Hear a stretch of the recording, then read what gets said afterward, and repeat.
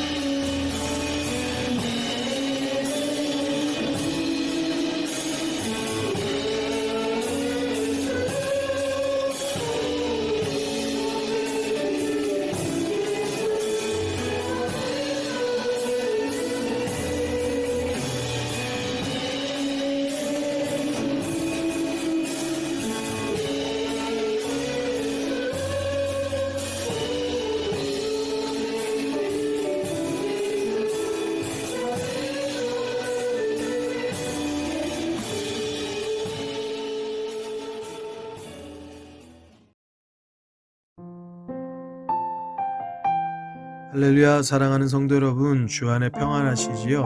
어제는 주일이었지만 우리가 함께 얼굴 뵙지는 못했습니다. 성전에서 예배 드리지 못하고 온라인으로 함께 예배 드렸는데요, 모두 다 예배 다 드리셨지요? 혹시나라도 정해진 시간에 못 드리셨으면 언제라도 꼭 예배에 참석하시기를 주님의 이름으로 부탁을 드립니다. 제가 간접적인 아주 미미한 접촉이 조금 있었어요. 그래도 안전을 위해서, 성도님들의 안전을 위해서 성전에서 드리지 않고 온라인으로 결정을 하였습니다. 교회는 늘 방역에 힘쓰고 또 성도님들의 안전을 최우선으로 하고 있습니다. 교회에서 예배 드릴 때는 그 모든 안전이 확보된 상태에서 예배를 드리는 것입니다. 여러분들께서 늘 예배에 오실 때는 안전하고 또 편안한 마음 가지고 오셔서 예배 드리시면 되겠습니다. 또 혹시 여러분들 가운데서도 경미하게라도 또 어떠한 접촉들이 있거나 하시면 우리가 서로 성도들의 건강과 안전을 위해서 조심하는 마음으로 그렇게 온라인 예배를 통하여서 예배 드릴 수 있도록 그렇게 조치해 주시면 감사하겠습니다. 오늘 말씀은 잠언 30장의 말씀을 보겠는데요, 먼저 1절에서 3절까지 함께 우리가 읽도록 하겠습니다. 1절입니다. 이 말씀은 야게의 아들 아굴의 잠언이니 그가 이디엘과 우갈에게 이른 것이니라. 2절 나는 다른 사람에게 비하면 짐승이라 내게는 사람의 총명이 있지 아니하니라. 3절 나는 지혜를 배우지 못하였고 또 거룩하신 자를 아는 지식이 없거니와. 대부분의 잠언이 솔로몬의 저작이라고 볼 수 있는데요. 본 잠언 30장은 1절에서 밝히고 있는 바와 같이 아굴이란 사람이 지은 잠언입니다. 이 사람이 2절과 3절에서 자신이 짐승과 같다라고 말하고 있습니다. 또 사람이 가지는 총명도 없고 또 지혜도 없고 거룩하신 자를 아는 지식도 없다라고 말하고 있습니다. 그리고 4절에 질문합니다. 4절의 말씀 하늘에 올라갔다가 내려온 자가 누구인지 바람을 그 장중에 모은 자가 누구인지 물을 옷에 싼 자가 누구인지 땅의 모든 끝을 정한 자가 누구인지 그 이름이 무엇인지 그 아들의 이름이 무엇인지 너는 아느냐. 2절과 3절을 통하여서 자신이 짐승 같다, 총명, 지혜, 지식 없다라고 하는 이 아굴의 질문이 사실 상당한 차원을 가지고 있는 것을 보게 됩니다. 이러한 질문에 답할 수 있는 사람이 없을 뿐더러 이런 질문을 할 수 있다는 것 자체가 아굴이라는 사람이 상당히 지혜의 사람인 것을 우리가 알 수 있겠습니다. 땅만 생각하고 땅만 바라보고 사는 세상 사람들에게 하늘에 계신 자, 하나님의 존재와 하나님과 인간 사이의 극명한 차이를 분명하게 알게 하는 질문이고요. 또 깨우쳐주는 날카로운 질문을 던지고 있는 것입니다. 지금 아굴이 말하고 있는 이 본 4절의 질문, 이 질문에 대한 답을요, 세상은 할 수가 없습니다. 왜냐하면 세상은 알 수가 없기 때문에 그래요. 하나님을 알고 말씀을 아는 자만이 깨달을 수 있고요. 또 그 깨달음을 가지고 있는 사람만이 대답할 수 있는 지혜의 말들인 것입니다. 우리 모두가요, 하나님을 믿고 있는 자들이기 때문에요, 이 하나님의 지혜를 다 가지고 있습니다.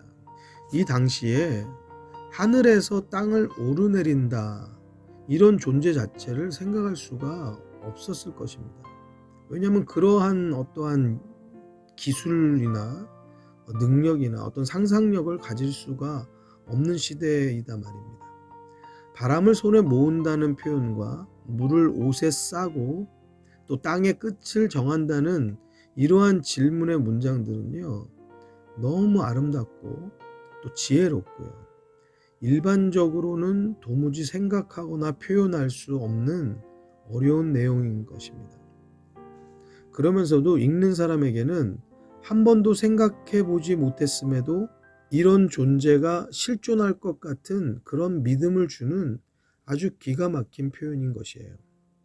인간이 살면서 떼놓을 수 없는 이 자연의 섭리들 있잖아요.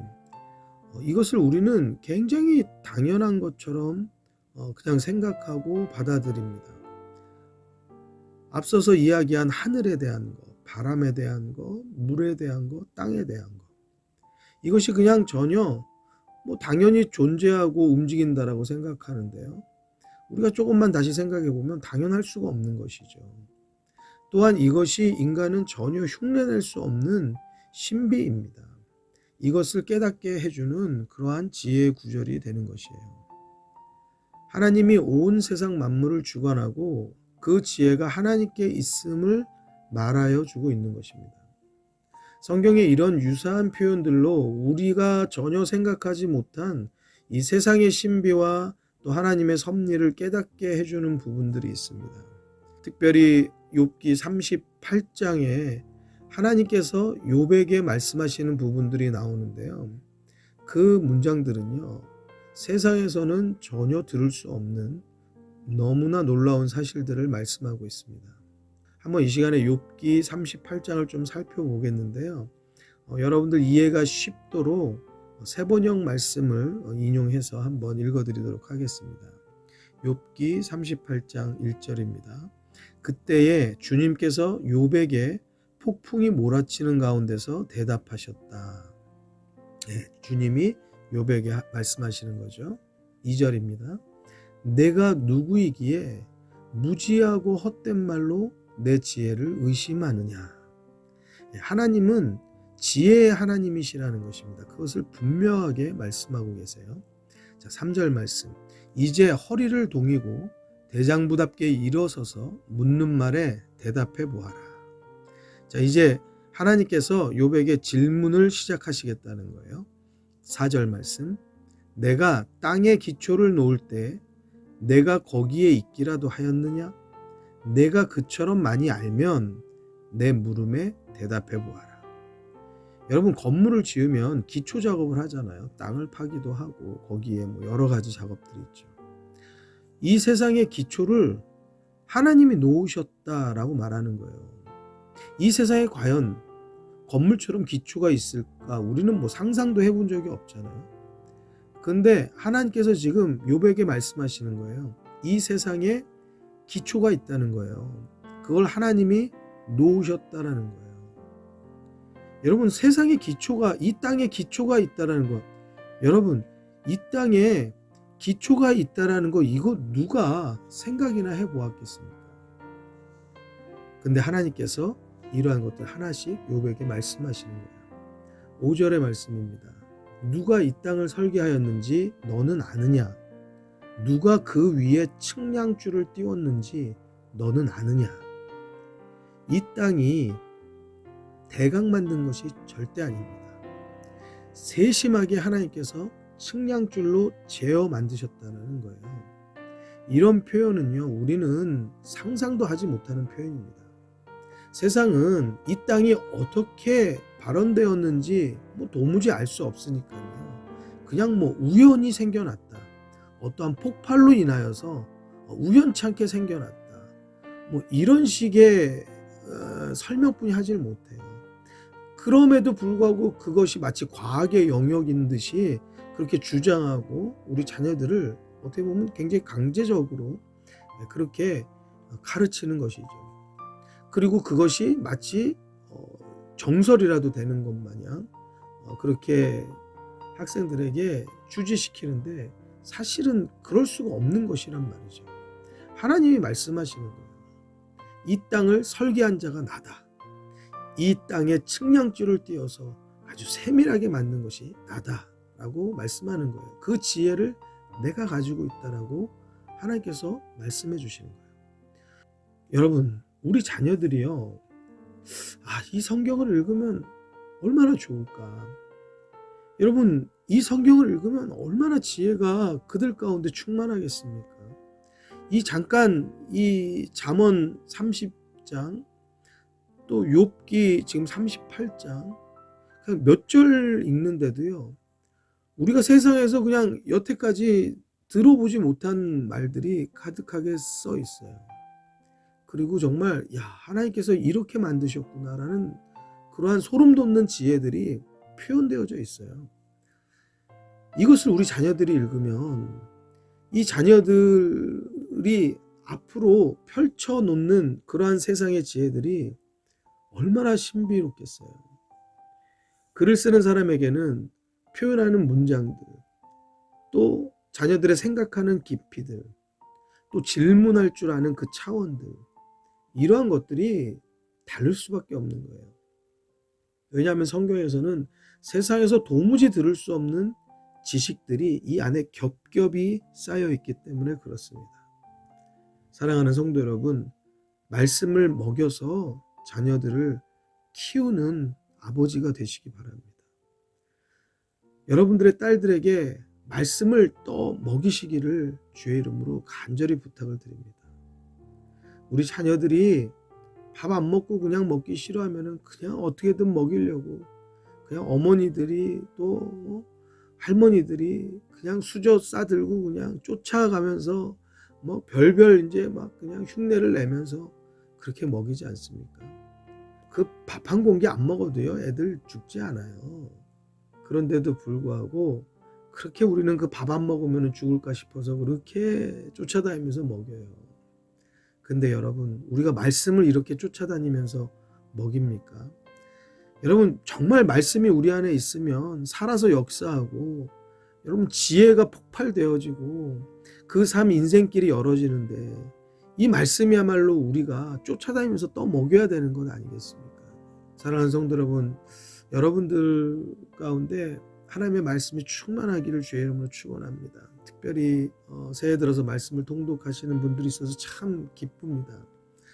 그래서 그 통독하시면서 혹여 어떠한 궁금한 것들이 있지 않을까 뭐 질문하시진 않지만 통독하시는 분들의 어떤 뒷발치를 제가 따라가면서 혹시 이러한 것들을 좀 한번 궁금해하지 않을까 하고 천지창조에 대해서도 말씀하고 또 선악과에 대해서 말씀하고 이렇게 한 가지씩 중간에 이렇게 말씀을 같이 나누면서 가려고 하고 있습니다.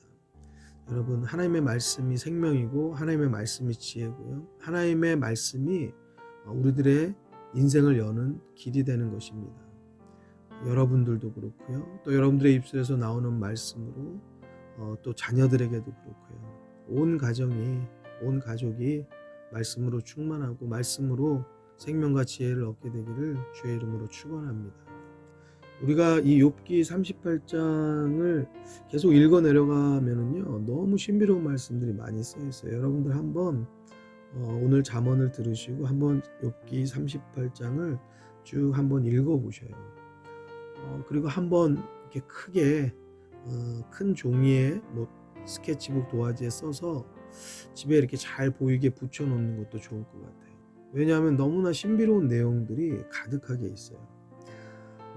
계속 보면 좋겠는데 시간이 많지 않아서 6절부터 나머지 절은 다음 시간에 한 번 더 보면 좋을 것 같아요. 오늘은 다시 잠언 30장 5절의 말씀으로 돌아가 보도록 하겠습니다. 자, 5절입니다. 하나님의 말씀은 다 순전하며 하나님은 그를 의지하는 자의 방패시니라. 여러분, 아까 아굴이 자기를 어떻게 소개했습니까? 짐승이라고 소개했고 총명이 없다고 소개했어요. 지혜를 배우지도 못했고 거룩하신 자를 아는 지식이 없다고 했거든요.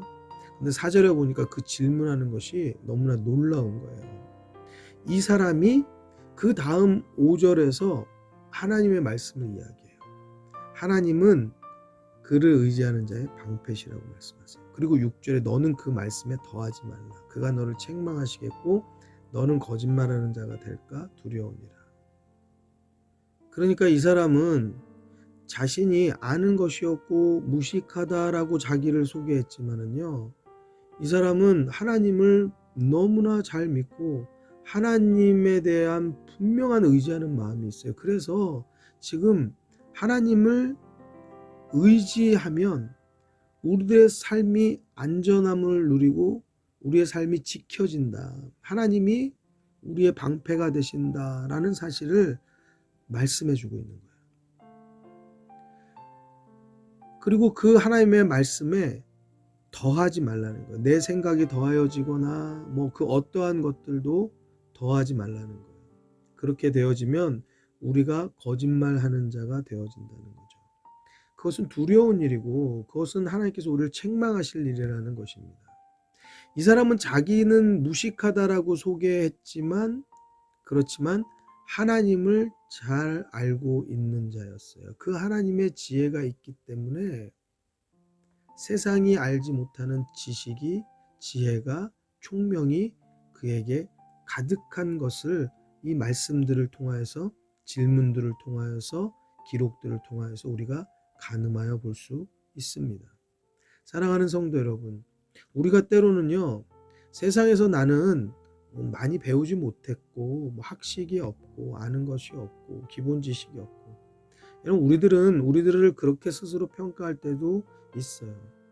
물론 뭐 겸손하게 표현하느라고 그럴 수도 있고 실제적으로 그럴 수도 있고요. 그렇지만 중요한 것은요, 그 학식이 얼마나 있느냐 없느냐보다도 더 중요한 것은 우리가 하나님의 말씀을 얼마나 아느냐 모르느냐가 더 중요하다는 사실이에요. 세상 지식 다 알아도 하나님 모르면 깡통인 거예요.